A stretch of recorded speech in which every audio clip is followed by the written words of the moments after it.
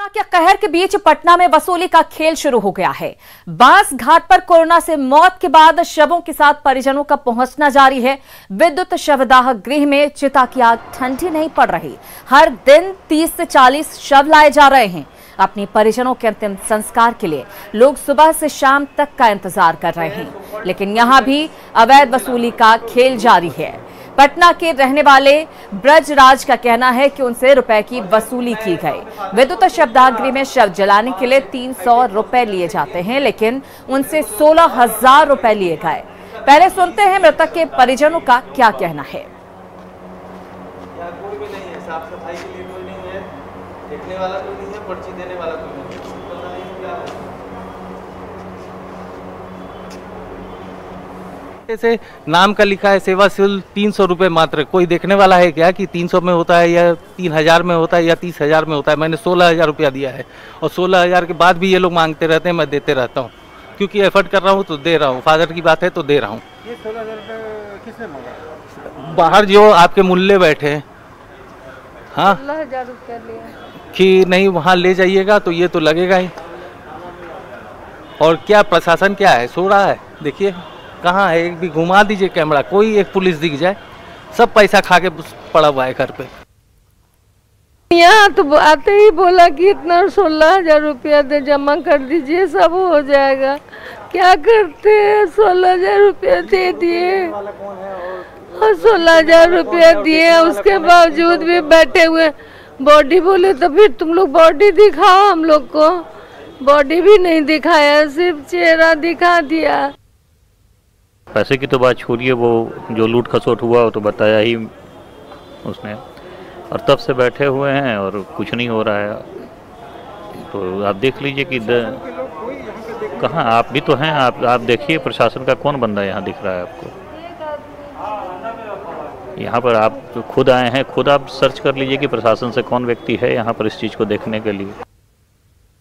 नहीं, एक सिर्फ चालू है और दिन भर बैंक से पैसा कमाने के चक्कर में इन लोग काम कर रहा है। अब अभी तो मैं पूछा तो बताए कि चालू करेंगे। कब चालू करोगे? जब दिन भर गुजर जाएगा तब। तो मृतक के परिजनों को आपने सुना किस तरह से शुल्क जो है वो 300 रुपए है, लेकिन 16,000 की वसूली यहां पर की गई है शव का अंतिम संस्कार करने के लिए। बांस घाट की ये तस्वीरें आपको दिखा रहे हैं, जहां पर शवों की दरअसल कतार लगी हुई है। एक के बाद एक लोग यहां पर अपने परिजनों को लेकर आते हैं। रवि एस नारायण हमारे साथ जुड़े हैं। रवि, गंभीर आरोप मृतक के परिजनों की तरफ से लगाए गए हैं। ये कहा जा रहा है साफ साफ कि जहां एक तरफ शुल्क बोला जा रहा है, लिखा हुआ है वहां पर कि 300 रुपए, लेकिन यहां पर 16,000 तो एक मुश्त ले लिए गए, उसके अलावा भी बाकी चीजों के लिए लिए जा रहे हैं पैसे उनसे।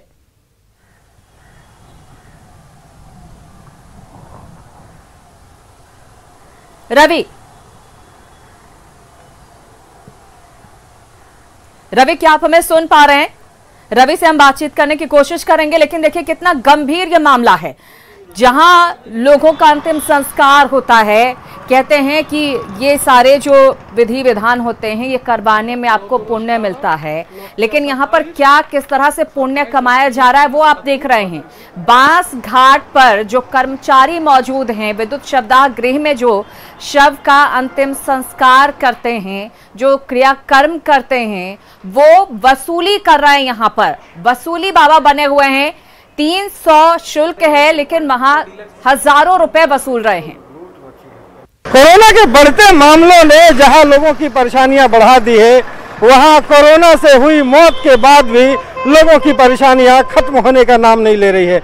अभी हम खड़े हैं बांस घाट पे पटना के, और आपको बता दूं कि यहाँ पे लंबी लंबी कतारें जो हैं, और यहाँ पे लगातार कोरोना के जो पेशेंट हैं, जो शव हैं मरने के बाद। और ये ज़रा देखिए कि एक तस्वीर हम आपको दिखा रहे हैं कि ये हॉस्पिटल से अभी पहुँचे हैं और कोरोना से हुई मौत को लेकर के यहाँ पे।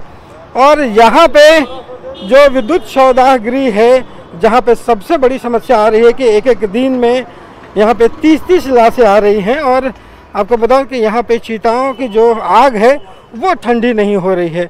और यहाँ पे तमाम जो परिवार के जो लोग हैं वो घंटों इंतज़ार करने के लिए बेबस हैं। और ये आपको दिखाएं कि यहाँ पे ये देखिए तमाम वैसे लोग जो कोरोना से मौत हुई है जिनके परिजनों की, और यहाँ पे घंटों बैठे हैं और अपने बारी का इंतज़ार कर रहे हैं कि उनकी बारी आएगी और यहाँ पे उनके परिजनों का जो है वो अंतिम संस्कार जो है वो हो पाएगा। और ये मैं दूर से ही आपको ये दिखा दूं कि ये विद्युत शवदाह गृह है, और विद्युत शवदाह गृह में यहाँ पे लंबी लंबी जो कतारें हैं वो यहाँ पे लगी हुई हैं।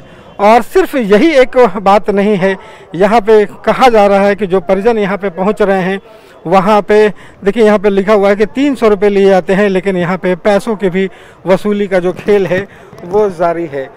तो यहाँ पे कोरोना के होने के साथ जो परेशानी है और उसके बाद कोरोना से हुई मौत के बाद भी जो है वो परेशानी ख़त्म होने का नाम नहीं ले रही है।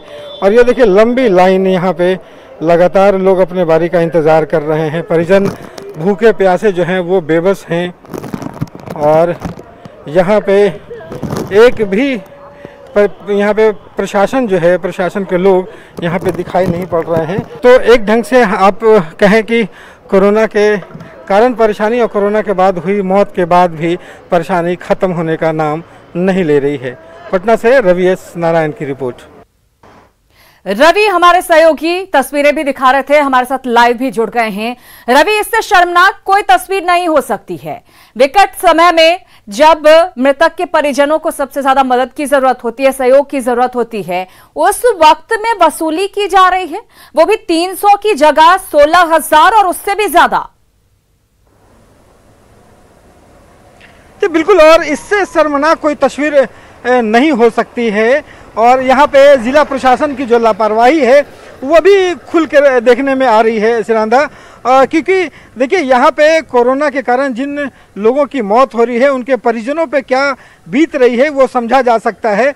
और पूरे परिजन, आप ज़रा सोचिए कि उसमें एक ढंग की परेशानी नहीं है।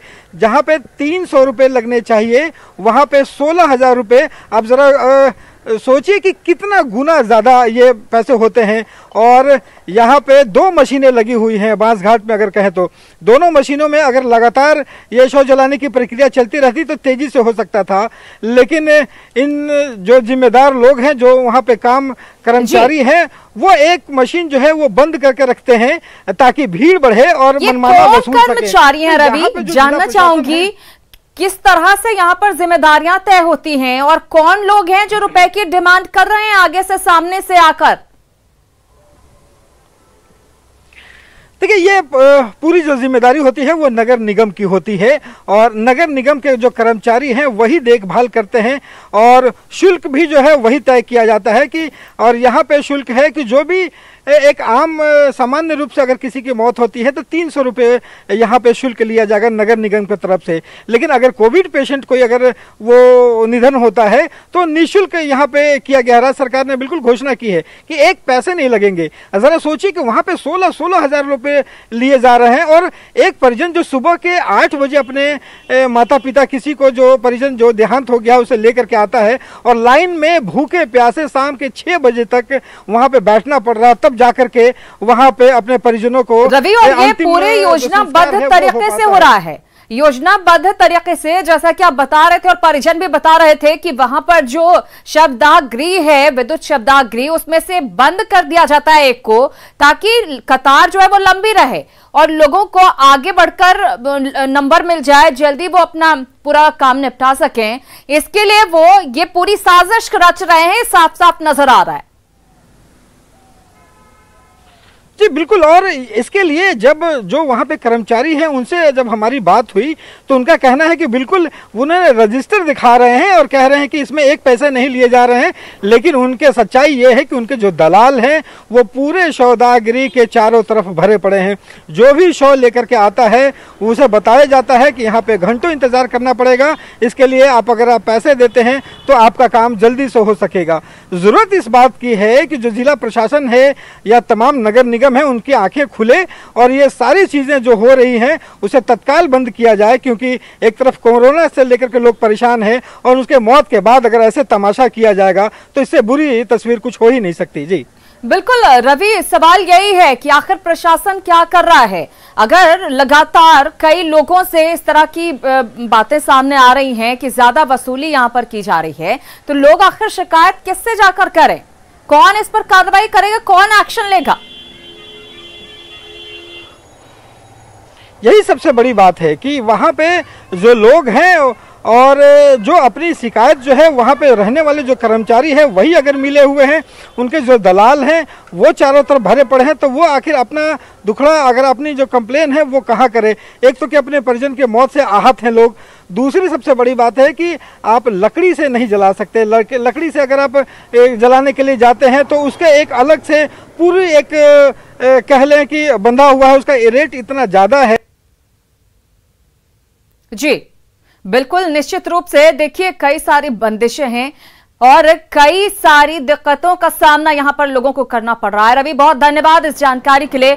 लेकिन परिजन साफ साफ ये कहते हुए नजर आए हैं कि वसूली यहां पर की जा रही है, 1-2 हजार की नहीं 16 हजार की एक बार में वसूली की गई है और उसके बाद भी थोड़े थोड़े पैसे लिए गए अलग अलग जगहों पर। इसके बावजूद कि जबकि 300 साधारण मौत होती है, उसके बाद लोग यहां पर अपने परिजन को लेकर आते हैं, तब 300 आप ले सकते हैं पैसे, 300 फीस ले सकते हैं। लेकिन अगर कोविड से मौत हुई है तो कोई फीस नहीं ली जाएगी। राज्य सरकार की तरफ से इस बात का ऐलान किया गया है। लेकिन यहां पर कौन सा वसूली का खेल चल रहा है वो आपने तस्वीरों के जरिए देखा, खुद परिजनों की जुबानी आपने वो कारस्तानी सुनी। इधर बिहार में कोरोना पीड़ित मरीजों की मौत का सिलसिला लगातार जारी है। मौत के आंकड़े लगातार बढ़ रहे हैं। कल पटना के कोविड डेडिकेटेड अस्पताल एनएमसीएच में पूर्व जवान की मौत हो गई। पूर्व जवान लखीसराय के रहने वाले थे। जवान की मौत के बाद परिजन आरोप लगा रहे हैं कि स्वास्थ्य मंत्री मंगल पांडे के स्वागत में डॉक्टर और अस्पताल कर्मी लगे रहे, जिसके कारण उन्हें समय रहते एडमिट नहीं किया जा सका और उनकी मौत हो गई। जबकि अस्पताल प्रबंधन इन आरोपों को खारिज कर रहा है। अस्पताल प्रबंधन का कहना है कि मरीज की स्थिति पहले से ही बेहद खराब थी।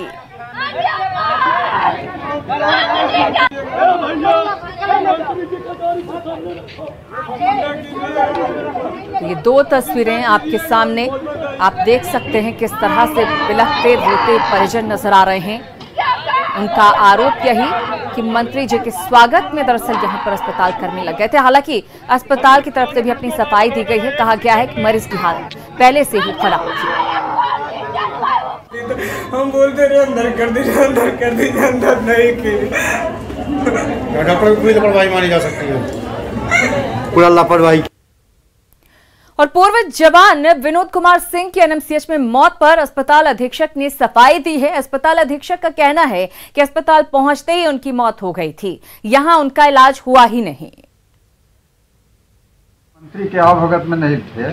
मंत्री के अवगत में तो मैं जो सुपरिंटेंडेंट था और हमारे डिप्टी सुपरिंटेंडेंट थे, जो हमारे कार्यरत जो पीओडीज थे, उन्होंने ऑलरेडी उन पेशेंट को देखा और वो ही वाज ब्रॉड, वो तो ब्रॉड डेड आए थे और वो एकदम टर्मिनल स्टेज में जब लोग होते हैं तब अस्पताल का रुख करते हैं, तो उसमें कुछ किया ही नहीं जा सकता था। और मरने के बाद जो उनके अभिभावकों की जो प्रतिक्रिया थी वह जो है एग्जेजरेटेड था, है ना, उसमें कुछ किया नहीं जा सकता था। तो एनएमसीएच के अधीक्षक साफ साफ ये कहते हुए कि मरीज की स्थिति पहले से ही बेहद खराब थी। इधर पटना में बढ़ते कोरोना संक्रमण के बाद हालात खतरनाक होते जा रहे हैं। पटना एम्स से जो आंकड़े मिल रहे हैं वो काफी चौंकाने वाले हैं। खबर के मुताबिक पटना एम्स के 150 बेड कोरोना संक्रमित मरीजों से फुल हो चुके हैं। कुछ ऐसा ही हाल एम्स के आईसीयू का भी है। मरीजों की संख्या बढ़ने के कारण आईसीयू के सभी 40 बेड भर चुके हैं। हालत यह है कि 30 बेड की संख्या बढ़ाने पर वो भी फुल हो गए हैं। जाहिर है एम्स में जिस तरह से मरीजों की संख्या बढ़ती जा रही है वो आने वाले दिनों के लिए खतरनाक संकेत है। स्थिति की गंभीरता को देखते हुए एम्स प्रशासन ने लोगों से पीएमसीएच और आईजीआईएमएस में जाने की अपील की है। अभी हमारे पास 150 बेड हैं, उसमें 40 आईसीयू बेड्स हैं और 150 एक पूरे के पूरे बेड हमारे पास भरे हुए हैं, फुल है, पूरे फुल हैं। और आज ही हमने 30 बेड बढ़ाए थे तो वो भी आज पूरे फुल हो गए। बिहार में कोरोना से बिगड़ते हालात को देखते हुए स्वास्थ्य विभाग के प्रधान सचिव प्रत्यय अमृत पटना एम्स पहुंचे, जहां उन्होंने निदेशक, अधीक्षक और डीन के साथ बैठक की और पूरी स्थिति की जानकारी ली। इसके बाद प्रत्यय अमृत ने कहा कि विभाग अस्पतालों में बेड बढ़ाने की तैयारी में है। उन्होंने कहा सेना से 50 डॉक्टरों की मांग की गई है, जिन्हें ESIC बिहटा में नियुक्त किया जाएगा। डॉक्टर को यथाशीघ्र उपलब्ध कराने के लिए, ताकि बिहटा का जो ESI अस्पताल है, जहां पिछले बार 500 बेड की व्यवस्था की गई थी और आज भी सारे बेड्स हैं, थोड़ी जो चिकित्सकों की कमी है, तो अगर वो हम लोगों को सहयोग मिल जाता है तो हम लोग उसको भी 1-2 दिन के अंदर ESI अस्पताल को भी 500 बेड को चालू कर देंगे।